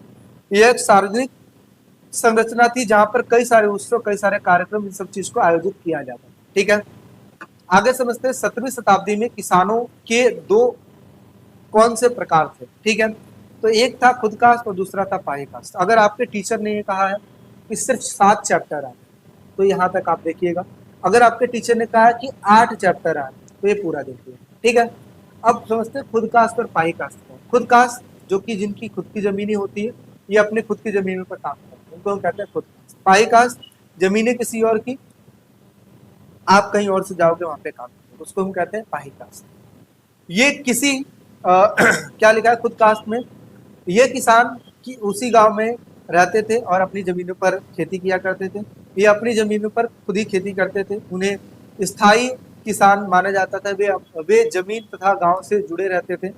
पाई कास्ट कौन से थे, ये दूसरे किसान गांव से आकर रहते थे, ठीक है। एक सेकंड रुकिएगा। हेलो,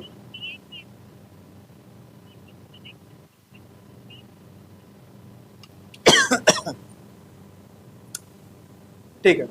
ये किसान दूसरे गांव से आकर खेती करते थे, अक्सर किराएदार ठेके पर ये आते थे, ठीक है। कुछ किसान अपनी इच्छा से पाई कास्ट बन जाते थे और कुछ मजबूरी में, जैसे आपदा आ गई कोई, अब ऐसी स्थिति मजबूरी में बनना पड़ जाएगा। भाई अपनी जमीन पर अगर खेती नहीं हो पा रही है, भाई जाओ दूसरी जमीन को काम करना पड़ेगा। लेकिन कई बार ऐसा होता था कि दूसरे का जैसे हम क्या करते हैं, जैसे एक एग्जाम्पल देता हूँ मैं, कई बार टैक्स की वजह से भी ये पाही कास्ट बन जाती है। आपको भैया टैक्स की वजह से कैसे, जैसे आपको ये पता लग जाए, आपको एक 4 व्हीलर गाड़ी खरीदनी है और आपको ये बात पता लग जाए कि यूपी में जो गाड़ी सस्ती मिल रही है, दिल्ली का टैक्स ज्यादा है, तो आप क्या करोगे, यूपी जाओगे, वहां से गाड़ी उठा के लाओगे। ऐसे ही जहां पर कर लुभावनी लगती थी वहीं पर जाके लोग काम करते थे। तो क्या लिखा है, जैसे दूसरे गांव में टैक्स की शर्तें आसान होती थी या फिर फायदेमंद होती थी तो लोग पाही कास्ट बन जाते थे। कुछ किसान मजबूरी में पाही कास्ट बन जाते थे, जैसे अकाल सूखा या फिर भुखमरी जैसे चीजें होती थी तो वो पाही कास्ट बन जाते थे, ठीक है। आगे समझते हैं भू राजस्व प्रणाली क्या था और इसके कोई दो तरीके बताइए। तो भू राजस्व प्रणाली एक ऐसी प्रणाली थी जिसमें टैक्स लिया जाता था। जो मालिक होगा वो किसानों से टैक्स लेगा, ठीक है। और बदले में जो जमींदार है उनको खेती करने के लिए जमीनें दिया करते थे, किसान उस पर काम करते थे और काम करने के बाद उनको टैक्स देते थे, लगान देते थे। अब ये टैक्स के जो फॉर्म थे ये दो टाइप्स के, पहला था जिसको हम नकदी प्रणाली करते हैं, दूसरा था जिसको हम कहते हैं बटाई। तो नकदी और बटाई में क्या अंतर होता है ये समझिए। नकदी हम बोलते हैं यानी कि खेतों में काम किया, काम करने के बाद इसका जो टैक्स है, अगर ये नकद दे रहा है, पैसे में दे रहा है कि भैया ये ले लो पैसा, तो उसको हम कहते हैं नकदी। और बटाई क्या है कि भाई पैसा नहीं देंगे बल्कि जो फसल हुआ है ना उसी को आपस में बांटेंगे, इसको हम कहते हैं बटाई। तो क्या लिखा है, किसान जमीन लेकर उस पर खेती करता था, फसल उगाने के बाद टैक्स अनाज में नहीं बल्कि पैसे में दे देता था, मतलब नगद देता था, इसलिए इसको नकदी कहते हैं। और बटाई क्या कहते हैं, शेयर सिस्टम, यानी कि इसको हम शेयर कर लेंगे, आपस में बांट लेंगे, इसको हम ये कहते हैं। 2 हिस्सा जमींदारों को मिलता था, एक हिस्सा किसानों को मिलता था, इसे हम कहते हैं बटाई। आगे समझते हैं पंचायत और गांव के मुखिया किस तरीके से ग्राम समाज का नियमन करते थे, व्याख्या कीजिए। अब देखिए एक बात समझिए, ग्राम पंचायत आपको समझ में आता है, पंचायत गांव में ही बड़े बुजुर्गों का एक प्रकार का जमावड़ा होता है। इसमें 5 लोग होते हैं जिसमें एक मेन होता है, 4 अदर होते हैं, ठीक है। और उन्हीं को सरपंच कहा जाता है। तो ग्राम पंचायत गांव का एक छोटा सा सरकार जैसी व्यवस्था होती थी। इसमें ग्राम के बुजुर्ग सम्मानित लोग शामिल होते थे, इनके पास बहुत सारी जमीनी संपत्ति होती थी। पंचायत गांव के झगड़े सुलझाती थी, फैसले करती थी, विकास के लिए काम करती थी। पंचायत का मुखिया सरदार होता था जिसको मुकद्दम मंडल या फिर मुखिया कहा जाता था। ये भी कई बार आता है 1 नंबर के क्वेश्चन में, इसलिए इसको आप याद करके रखिए। ग्राम पंचायत के आय का स्रोत, इनको कहाँ से पैसा मिलता था, तो देखिए पहला क्या लिखा है, ये या तो ये पैसे इकट्ठा करते थे या फिर पैसा गांव के खजाने में जो भी पैसा थोड़ा थोड़ा सबसे लेते थे उसके जगह पे इकट्ठा कर देते थे। और इन पैसों का उपयोग कैसे करते थे, सरकारी अधिकारियों की खातिरदारी में, जो गांव का निरीक्षण करते थे उनमें करते थे, पहला। दूसरा है प्राकृतिक आपदाओं में, जैसे बाढ़ वगैरह आ गए, इन जैसी चीजों में कर दिया। सामूहिक कार्यों में, ठीक है, किसान अकेले नहीं करते थे बल्कि सामूहिक कोई काम है उन चीजों में इन पैसों का यूज करना। मिट्टी के बांध बनवाना, साथ ही साथ नहर की खुदाई करना और अन्य गांव की भलाई के लिए काम करना, ये सब चीज इसमें आ जाती है। अगला समझते हैं 16वीं और 17वीं शताब्दी में मुगल भारत में जंगलवासियों को जीवन जीने के क्या स्वरूप थे। तो देखिए पहली बात, जंगल में रहने वाले लोगों को जंगली कहा जाता है। तो इसलिए हम नहीं कहते थे जंगली क्योंकि जंगल में रहते थे, बल्कि नहीं, कई बार ऐसा होता ना कि हम किसी को गाली भी देते थे जंगली है क्या। तो जंगली होने का तात्पर्य क्या था, वो सिर्फ एक ही चीज था कि ये जंगल में रहते इसलिए इनको जंगली कहते थे। हालांकि देखा जाए ये बहुत ज्यादा सभ्य थे, हालांकि देखा जाए इनका व्यवहार बहुत अच्छा होता था, लेकिन फिर भी ये जंगल में रहते थे इसलिए इनको जंगली कहा गया। तो क्या लिखा है, जंगली होने का मतलब क्या था।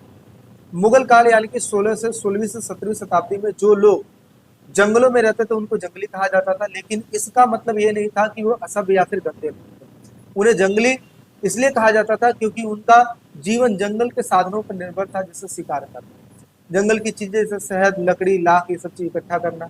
जंगल जगह जगह पे घूमते थे, खेती करते थे आगंतुकों की तरह, ठीक है, इसलिए इनको जंगली कहा जाता था। आगे, जंगलवासियों का राज्यों का संबंध। कभी कभी राज्य की जरूरत करने पर जंगल में दखल दे देते थे। मतलब क्या हुआ कि कभी कभी ऐसा होता था कि जो राजा है वो जंगल में अपनी सेनाओं को भेज देता था, और भेजने के बाद जो जंगलवासी थे वो उनको हाथी दे दिए या फिर कुछ और चीजें दे दी।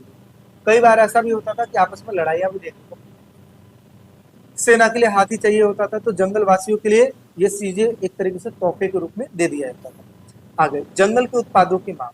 अब जंगल में रहने वाले जो लोग थे, जैसे शहद हो गया, लाख हो गया, चमकीली चीजें हो गई, अब जंगल में रह के ये सब चीजों का निर्माण करते थे, और इनको निर्माण से मधुमेह हो गया, ठीक है, शक्कर की तरह इस्तेमाल किया जाने वाली चीज जंगल के उत्पादन में एक तरीके से समझो कि बहुत ज्यादा कीमती होती थी, और इन चीजों को सेल किया जाता था, ठीक है। 17वीं शताब्दी में विदेश में भेजी वाली जाने वाली एक प्रकार की प्रमुख चीजें थी, ठीक है। जंगलवासियों के जीवन में बदलाव देखने को मिला। समय समय के साथ कुछ कबीलों के नेता जमींदार भी बन गए थे और वे अपनी जमीनों के मालिक बन गए। कुछ लोग सूफी संतों के संपर्क में आने के बाद ये इस्लाम धर्म को इन्होंने अपना लिया। अब आई थिंक यही क्वेश्चन आपका लास्ट होगा। मुगल काल में कृषि समाज में महिलाओं की भूमिका की वर्णन की है। देखिए, कहा जाता है कि उस समय महिलाएं पुरुषों के साथ कंधे से कंधा मिलाकर चलती थी। जैसे पहला है खेतों में महिलाओं का काम। मुगल काल में महिलाएं भी पुरुषों के साथ मिलकर खेतों में काम करती थी, और पुरुष हल चलाते थे, खेत जोतते थे, महिलाएं बुआई, निराई, कटाई और पकी फसलों से दाना निकालने का काम किया करते थे। घर और खेतों का फर्क यहाँ से मिट जाता था। कहने का मतलब क्या हुआ कि एक तो जरूरी नहीं कि महिला जो है वो सिर्फ घर का काम करेंगी, पुरुष बाहर का काम करेंगे, मतलब दोनों मिलकर काम करते, ठीक है। जब खेती छोटे छोटे परिवारों तथा गाँव के स्तर पर होने लगी तो घर और खेती का काम अलग अलग नहीं रहा।